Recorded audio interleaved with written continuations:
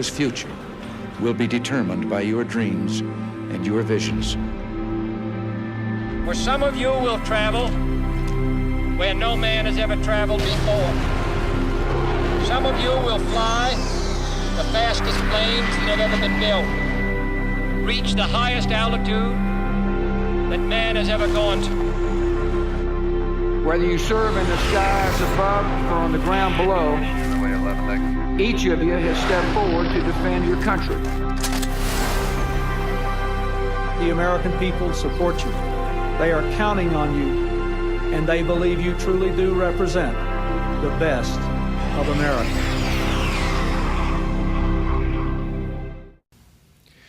The 1980s, a decade of change. The United States should never commit its forces to military actions overseas unless the cause is vital to our national interest. President Ronald Reagan. In the aftermath of the Vietnam War, the United States Air Force took radical steps that would change the application of air power forever. As the shift to an all-volunteer military began, Air Force modernization programs brought new F-15, F-16, and A-10 fighters into the inventory to equip regular Air Force units and Air Reserve components. For the first time, the Air National Guard and Air Force Reserves were provided with first-line aircraft and vital mission responsibilities, making them key players in future conflicts. This implementation of the Abrams Doctrine was designed to ensure the Air Force would never again go to war without securing the full commitment of the U.S. population through activation of local Guard and Reserve units. Technical advances in reconnaissance, electronic warfare, counter-air defense, and space operations were incorporated to form a new aerospace focus.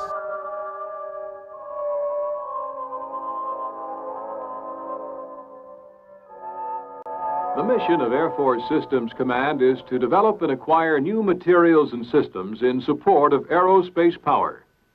These systems must be of superior quality, yet affordable and maintainable, and above all, more than equal to the systems of a potential enemy.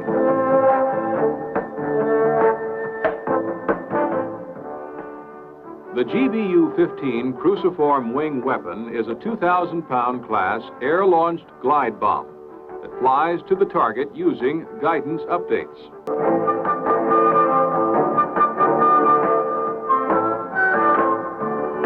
The Russians have approximately 1,400 ICBMs. The newer ICBMs are larger, more powerful, and more accurate than previous models. To counter this increased threat, the United States is developing the MX, which will enhance the survivability of our land-based ICBM force.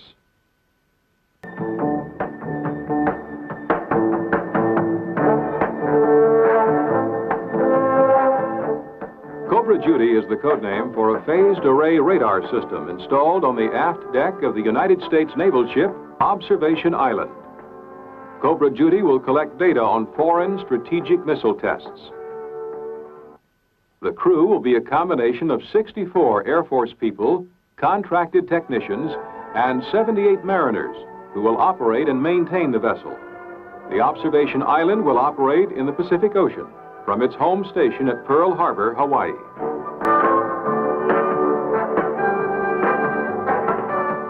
The advanced aerial refueling boom has undergone various tests, as demonstrated on the new KC-10 tanker. The new electronic boom controls replace manual controls, thus giving the operator greater control.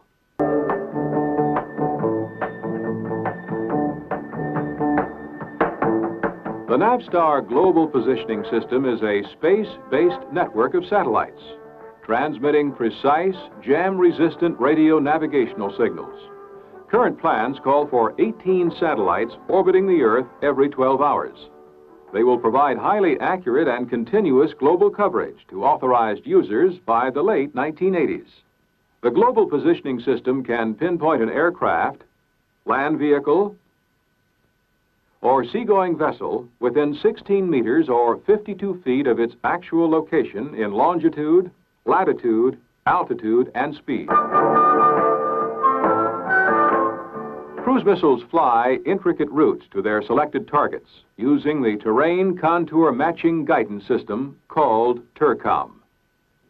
Through the use of frequent position updates from its TERCOM system, the missile is able to achieve pinpoint accuracy. Launched from the B-52s in large numbers, cruise missiles at very low altitude practically defy detection.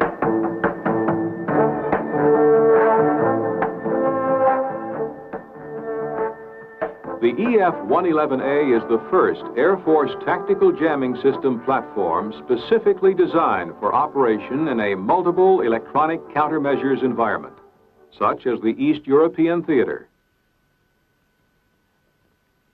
The EF-111A can stand off or penetrate, along with or ahead of a tactical strike force, jamming radars of an enemy defense network.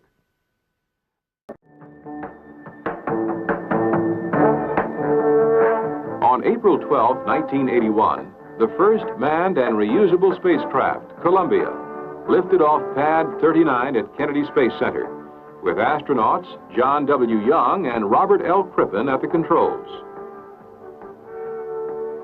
The 36-orbit 54-hour flight success was due in part to support provided by Air Force Systems Command Space Division and its detachments around the world in this joint NASA-Air Force program.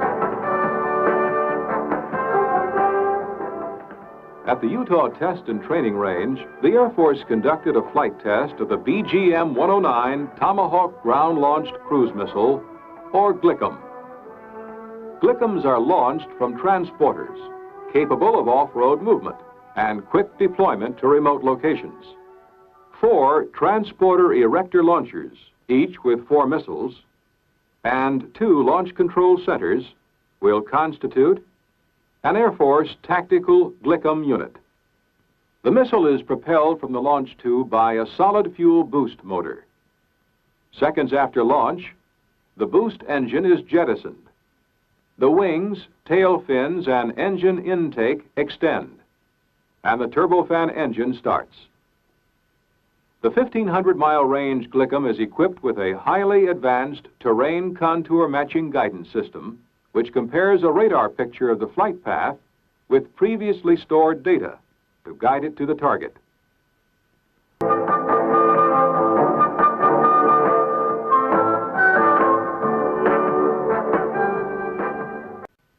The Maverick was designed for launch by tactical aircraft against targets such as bunkers, parked aircraft, armored personnel carriers, tanks, radar or missile sites, and field fortifications.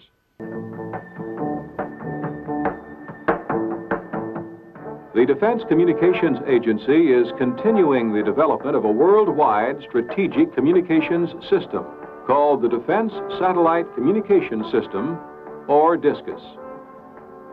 The Air Force is responsible for the program from development of the satellites to final orbiting and checkout. When the satellite is operational, it's turned over to the Defense Communications Agency. The Defense Satellite Communications System provides a complete global communications network serving our nation's defense needs.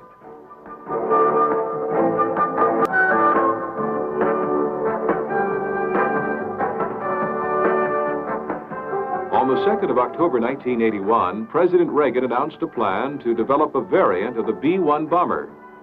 The plan is to build 100 B-1Bs with the expectation of having the first B-1B squadron operational in 1986.